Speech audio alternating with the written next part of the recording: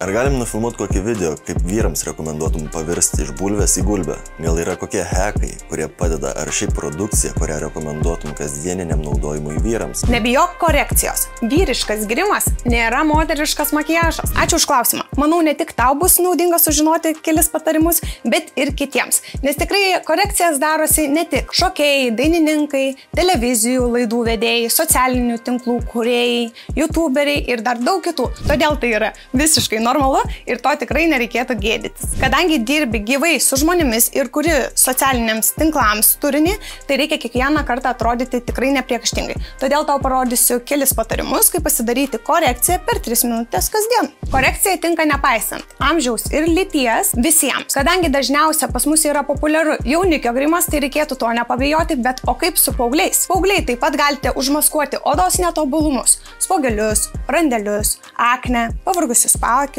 Ir to visiškai nereikėtų baimintis. Dažniausiai vaikinai vengia lakštinių kaukių, kremukų ir panašiai, todėl reikalingas drėkinamas makiažo fiksatorius, kuris išlaiko ne tik korekcijas, bet ir padrėkina odą. Tai gausiai juo po purškimo prašau užsimerkti 10 kokių purkštukų.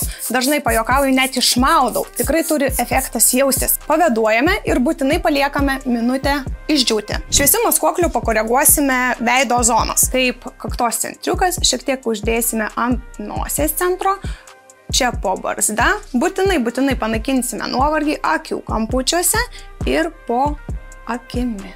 Kadangi atspalvis tinka, skruostų centriukuose taip pat šiek tiek pamaskuosime, kad neliktų raudonio ir taip pat labai svarbu atsižvelgti į raudonas ausis. Tai visuomet nepamirškite ir jas šiek tiek pakoreguoti, nes veidas, jeigu jau gražiai sutvarkytas, tai ausis nuo karščio ar šalčio visada gali sukaisti ir pakeisti spalvą. Tai norime, kad visas vizualas visiems atrodytų gerai, tai maskuoklio šiek tiek uždėkite ir ant ausų. Tai įsimodeliuojame centriuką, kaktos, jeigu yra spogelis, jį pamaskuojame, taip pat išretušuojame nosies viduriuką ir čia kažkur prie šnervių, kad nebūtų rausva. Dažnai nosį mėgstame irgi įsipūsti ar pakrapštyti, tai čia dažnai nučiuožia produktas, nepamirškime gerai su šepeteliu pritapšnoti ir įkišti į poras. Taip pat, kad nebūtų nuo barzdos skutimo parausvėjimo, įvedu šiek tiek produkto ir į plaukus ir virš lūpos. Ir šioje pusėje lengvai su šepetėlio kampeliu prieinu prie akies vidinio kampo, įsklaidau į voką ir tuomet paprašau modelio į viršų pažiūrėti ir prieinu kiek įmanoma arčiau apatinių blakstienų. Taip, vaikinam dažnai tikrai sunku žiūrėti į viršų, jautresnės akys gali būti, bet tiesiog lengvai pakeliate žvilgsnį ir ištempėte produktą link žandų, kad šioje vietoje taip pat nebūtų rausvumo. Na ir kad ausis nebūtų raudona, taip pat lengvai, nereikia daug tikrai to maskuoklio, lašelį uždėjus prasklaidome į kremzleles, lengvai šiek tiek į vidų įeiname ir aplinkui auskarus ir jeigu perteklius lieka ar dar produkto negaila, galima aplink barzdą apeiti, kad nebūtų odos sudirgimo ir kito atspalvio. Kartais būna dažniau čia raudona ar dar paberimas, tai dar net ir šiose vietose uždėčiau pakartotinai kelis paspaudimus ar patapšnojimus produkto ir lengvai išsklaidyčiau. Tamsesnių maskuoklių padarysime veido kontūravimą. Jeigu norite atrodyti grakštesnių, griežtesnių žandikaulių ar skruostikaulių, tai maskuoklis tamsesnis ypatingai padės. Tai kuriuose zonose reikėtų tai dėti? Praleidžiame tą zoną, kur dėjome šviesų maskuoklį. Ant šviesaus maskuoklio daugiau niekada negalite užlipti su rudais produktais, kadangi noriu, kad žvilgsnis atrodytų šiek tiek rūstesnis ir kad mūsų modelis atrodytų šiek tiek rimtesnis. Akių kampučiuose čia prie antakių šiek tiek sukuriu gilumo. Taip pat maskuoklį galima dėti paryškinti barzdai ir skruostikaulį. Tai reiškia, kuo arčiau barzdos pirmųjų augančių plaukelių. Ir šiek tiek užsuku į čia. Ir, kad čia gražus sujungimas būtų, šalia ausies taip pat uždedu brūkšniuką. Po mažiuką. Kas norite, galite dėti daugiau. Kam patinka ryškesnis efektas, galite ir nepasikuklinti. Ir vėl tuo pačiu šepeteliu įsklaidau į giliausią antakio kaulą.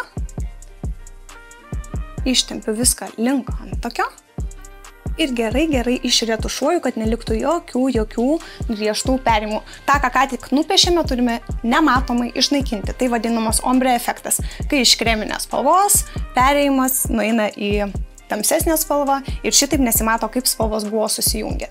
Kitu šepetėlio kraštu, kadangi šitoje pusėje dirbu šitu kampeliu, šitoje pusėje pakeičiu šepetėlio kryptį ir kitu kampeliu kitą antakį ženkliai paprasčiau prieiti negu štai šitą. Nors šepetėlį galite valdyti taip, kaip jums patogu. Jeigu norėsite šiek tiek pakontūruoti nosį, šepetėliu labai patogu būtų pasiryškinti nosies kraštelius. Nuo antakio priekio į nosies galą tiesia linija, nuo antakio priekio į nosies galą. Šiek tiek šitaip iš šonų kirstu šiuo kampu.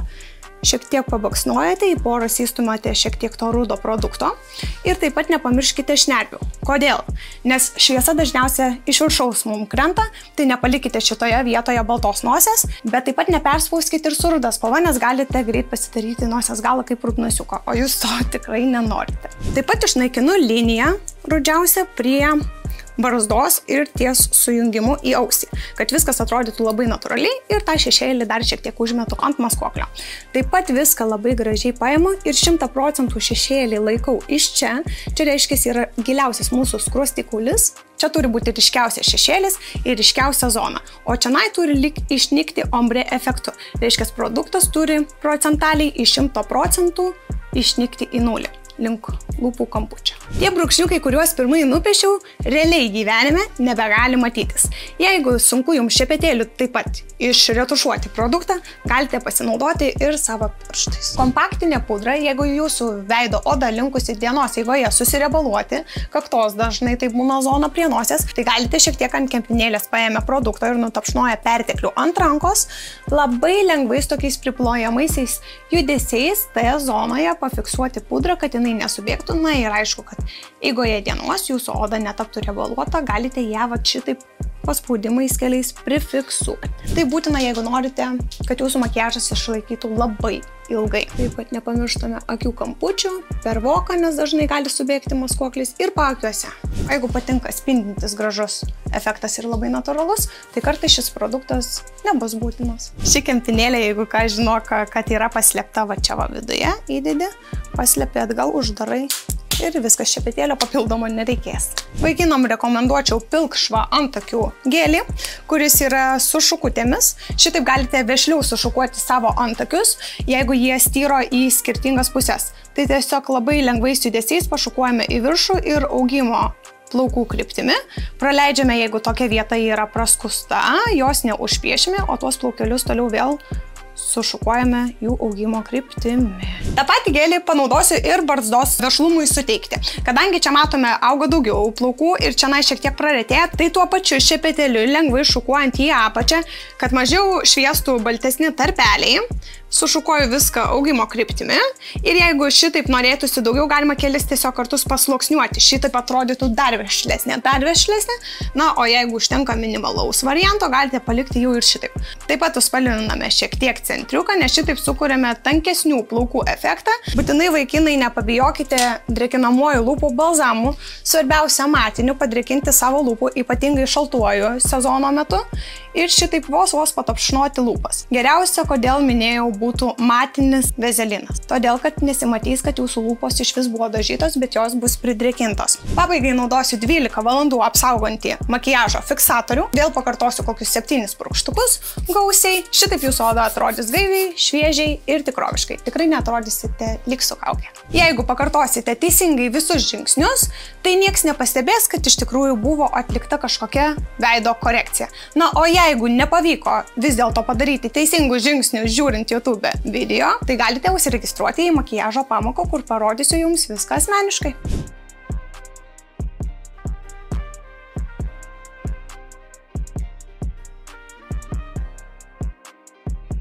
Jeigu patiko video, spausk like, na ir jeigu norėtum daugiau tokio tipažo mokomojo turinio, komentuok komentaruose savo klausimą, o galbūt norima išspręsti problemą ir tikėtina, kad į tavo klausimą bus atsakyta video formatu. Iki kitų kartų.